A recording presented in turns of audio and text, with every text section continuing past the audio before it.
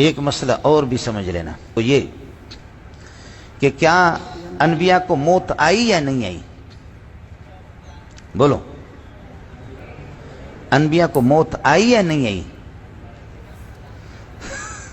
تم سانپ کو دبر کے نیچے چھپانا چاہ رہے ہو۔ یہ بتاؤ، سوائے عیسیٰ علیہ السلام کے انبیاء کو موت آئی یا نہیں آئی؟ تمہاری زبان ایک نہیں ہے بیٹے، انبیاء کو موت آئی یا نہیں آئی؟ جس کو موت آتی ہے اس کو کیا کہتے ہیں؟ جس کو موت جس کے ساتھ قائم ہو جائے اس کو کیا کہتے ہیں؟ میت کہتے ہیں۔ تو 1 منٹ کے لیے تو نبی کو موت آئی نا۔ اب ہمارا اور آپ کا جھگڑا اس میں ہے، سمجھے بھائی جان؟ ہمارا جھگڑا، اور آپ پنجبیریوں کے ساتھ جھگڑا کرتے ہیں، ان کو کافر بھی آپ قرار دیتے، قرار دو، آپ کی مرضی ہے، جتنا جوتے برداشت کر سکو۔ میں کسی پنجپیری کا ذمہ دار نہیں ہوں، لیکن مولانا پنجپیری کو خدا کی قسم میں خود گالیاں دیتا تھا، ہم لعنتیں بھیجتے تھے، لیکن علامہ منور شاہ کشمیری کے شاگرد اپنی عاقبت تباہ نہ کرو۔ یہ اس لیے مسئلہ آپ کو سمجھا رہا ہوں، آپ کا تھوڑا سا علم دیکھنا چاہ رہا ہوں۔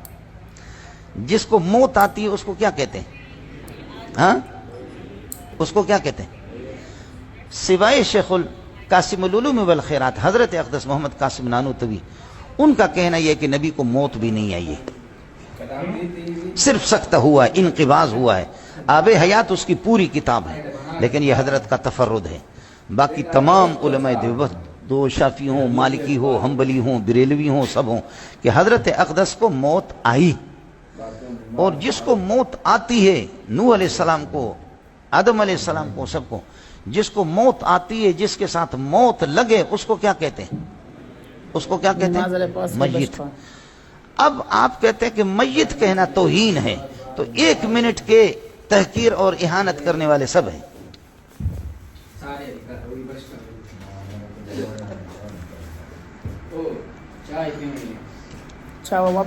یہ مسئلہ آ گیا کہ قبر میں رکھا حضرت کو، ٹھیک ہے، اب ٹھیک ہے، یہ جھگڑا نہیں، لیکن میت کہنے سے اگر توہین ہوتی ہے نا، تو یہ تو توہین اللہ نے کی، اور اس توہین کا تو سب اقرار کر رہے ہیں کہ موت تو آئی نا۔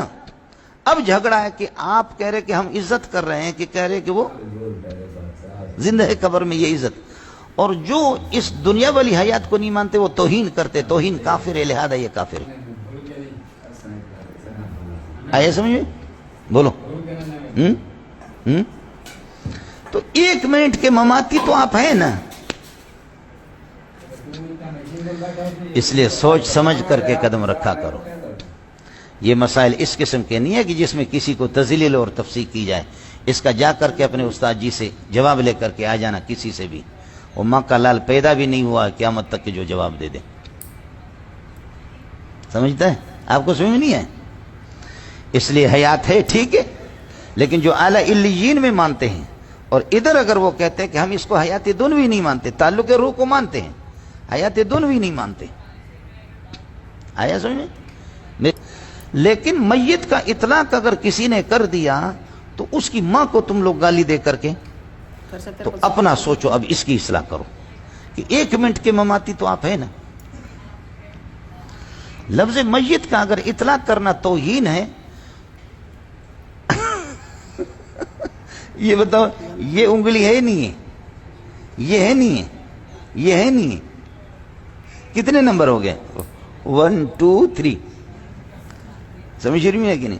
یہ ہاتھ ہے نہیں ہے، یہاں تک ہاتھ ہے نہیں ہے، یہاں تک ہے نہیں ہے، تو کو پنجبیروں میں تو پورا کا پورا گیا، لیکن آپ میں بھی تو تھوڑا سا گیا ہے نا۔ پنجبیروں میں تو پورا کا پورا گھسا ہے۔ اس 1 منٹ کے اندر، اس 1 منٹ کے اندر آپ بھی تو میت کہتے ہیں نا۔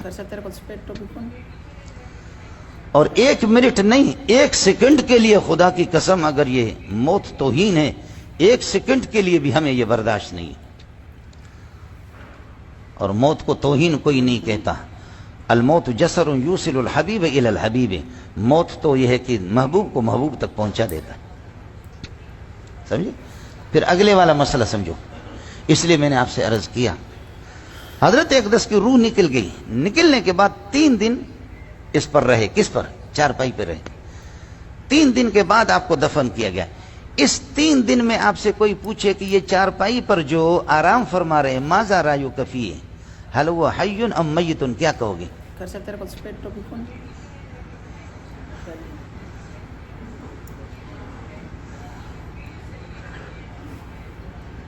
بیٹا تم بول بھی نہیں سکو گے، خیال کر لینا، جہاں بھی یہ 2 شکیں، تیسری شک تو ہے ہی نہیں، جس پر بھی قدم رکھو گے فوراً غرق ہو جاؤ گے۔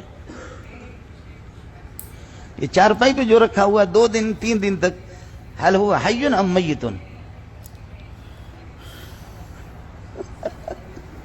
اس لیے اللہ کے لیے حضرت اقدس مولانا محمد منظور نعمانی رحمۃ اللہ علیہ نے فرمایا کہ میں گیا جب یہ مسئلہ چھڑ گیا تو الفرقان میں 30-35 سال پہلے اس نے مضمون لکھا، فرمایا اللہ کی قسم دونوں علماء اگر ٹھنڈے دماغ سے بیٹھ جائیں تو کوئی جھگڑا نہیں ہے، لیکن پاکستان ہے دارالجھگڑا۔